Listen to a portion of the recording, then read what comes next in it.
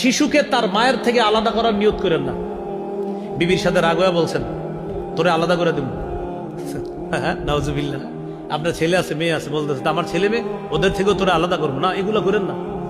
তিরমিজির হাদিস 1566 নম্বর হাদিস, রাসূলুল্লাহ সাল্লাল্লাহু আলাইহি সাল্লাম বলেন, মান ফাররাকা বাইনা ওয়ালিদাতিন ওয়া ওয়ালাদিহা, কেউ যদি মা আর তার শিশুর মাঝে পার্থক্য করে দেয়, ফাররাকাল্লাহু বাইনাহু ওয়া বাইনা আহিব্বাতিহি ইয়াউমাল কিয়ামা, কিয়ামতের ময়দানে ওই ব্যক্তি আর তার প্রিয়জনদের মাঝে আল্লাহ পার্থক্য করে দিবে, আল্লাহ পৃথক করে দিবে।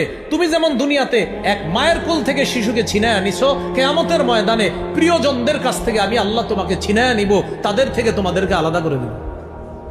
তোমাদের কেউ যেন কোনো ব্যক্তি আর তার সন্তানের মাঝে না বসে, কারণ হঠাৎ যদি কোনো ব্যক্তির সন্তানকে তার থেকে আলাদা করে দাও, ওই শিশুর মাঝে যদি তুমি বসে যাও, ভয় পাবে আমার বাবা কোথায়, আমার অভিভাবক কোথায়, তোমারে হঠাৎ দেখলে ভয় পাবে। তাই নবী বললেন, শিশু আর তার অভিভাবকের মাঝে ফাঁকা জায়গা করে তুমি বসবা না, শিশুকে শিশুর জায়গায় থাকতে দাও।